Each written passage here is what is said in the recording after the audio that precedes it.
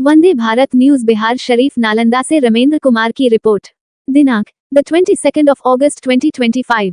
बिहार शरीफ स्थित राजेंद्र आश्रम में आज बिहार राज्य चिकित्सा कर्मचारी संघ इंटक जिला नालंदा की बैठक आयोजित की गई। इस बैठक में जिला संगठन का चुनाव संपन्न हुआ। इस चुनाव में सर्वसम्मति से अमित कुमार पांडे को लगातार तीसरी बार निर्विरोध अध्यक्ष चुना गया। अध्यक्ष पद पर निर्वाचित होने के बाद श्री पांडे ने कहा, हम कर्मचारी हितों की रक्षा के लिए निरंतर संघर्ष करते आए हैं और आगे भी करते रहेंगे। चाहे वह वेतन का मामला हो, कर्मचारी समायोजन का मुद्दा हो या फिर पीएफ और ईएसआई जैसी सुविधाओं का सवाल, कर्मचारियों के अधिकारों की लड़ाई हमेशा जारी रहेगी।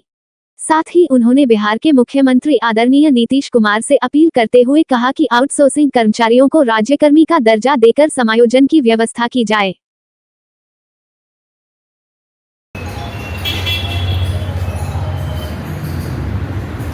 आज का जो चुनाव हुआ आप लोग के एम्बुलेंस कर्मियों का किन किन बातों को लेकर के हुआ है?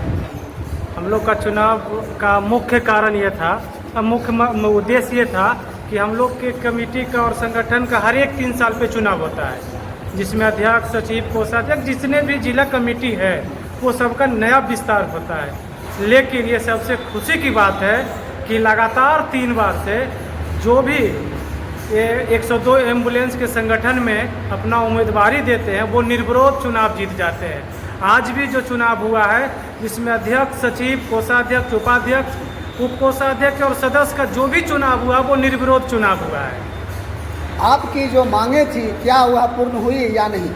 हमारी जो संगठन बनी है वो पूरी अपने नए ऊर्जावान के साथ, अपनी पूरी ताकत के साथ हमारे जो 102 एम्बुलेंस कर्मचारी की जो डिमांड्स हैं और विगत पिछले कुछ वर्षों में और कुछ महीनों में जो नहीं पूरा हो पाया है, हम आपको आश्वस्त करते हैं आपके माध्यम से हम अपने कर्मचारियों को कि आने वाला समय में सभी कर्मचारियों की सभी समस्याओं को लेकर हम लोग संघर्ष करेंगे और प्रयास करेंगे कि हमारे कर्मचारियों की सभी समस्या का निदान हो जाए, सभी सुविधाएं मुहैया करा जाए, चाहे वेतन का मामला हो या पीएफ ईएसआई का मामला हो या फिर मेडिकल का मामला हो या फिर उसके बाद अदर एक्सपेंस का मामला हो। आपके माध्यम से मैं एक चीज़ और भी सरकार को अवगत कराना चाहते हैं कि माननीय मुख्यमंत्री जी 15 अगस्त को गांधी मैदान में एक अनाउंस किए थे, अपने भाषण में एक स्टेटमेंट दिए थे कि हम सभी आउटसोर्सिंग कर्मचारियों को नियमित करने का काम करेंगे।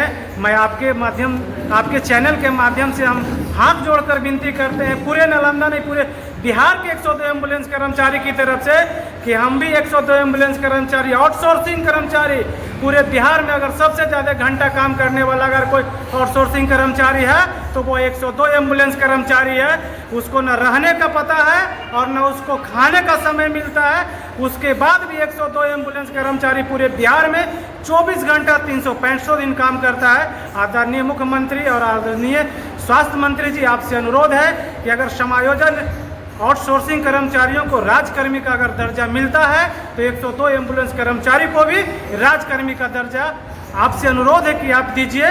और अगर आप नहीं देते हैं तो फिर हम लोग जो नहीं करना होगा वो करने के लिए बाध्य हो जाएंगे। अपना परिचय? हमारा नाम अमित कुमार पांडे, जिला अध्यक्ष 102 एम्बुलेंस नालंदा।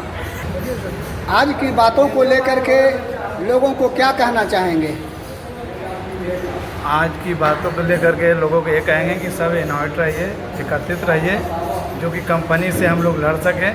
अभी पेमेंट हम लोग को कह रही है कि 443 रुपये का पर डे है। 443 के हिसाब से हम लोग को 12 साढ़े 12 हज़ार रुपया होता है 13,000, लेकिन दे रही है 11,000 रुपया। यानी जैसे मर्जी वैसे पेमेंट दे रही है, उसका कोई लेखा जोखा नहीं। किसी को 30 दिन का दे रहा है, किसी को 28 दिन का दे रहा है, किसी को जो इच्छा कंपनी को दे रही है।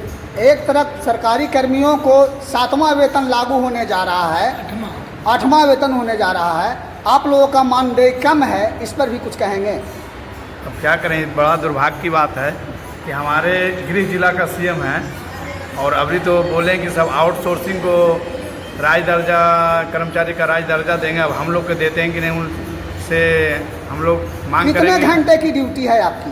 12 घंटे की। 12 घंटे की ड्यूटी, जबकि नियमतः कितना होना चाहिए? 8 घंटे की। 8 घंटे की होनी चाहिए, लेकिन राज्य सरकार और केंद्र सरकार मिलकर के जो है समय को जो है बढ़ा दिया गया है। बढ़ा दिया, कर्मचारियों का शोषण कर रहा है, गरीब को शोषित कर रहा है, कोई इसका देख रेख नहीं कर रहा है। हम लोग अगर एकत्रित नहीं होंगे तो फिर जैसे मर्जी वैसे पेमेंट देगा। तो क्या यह कर्मचारियों पर ही लागू है या अधिकारियों पर भी लागू होगा? ये तो 12 घंटे का ड्यूटी जो है क्या अधिकारी पर भी लागू होगा? अधिकारी पर कहाँ, खाली कमजोर कर्मचारी पर हो रहा है लागू, अधिकारी पर कहाँ। क्या परिचय हुआ? सिकंदर कुमार कार्यकारिणी अध्यक्ष।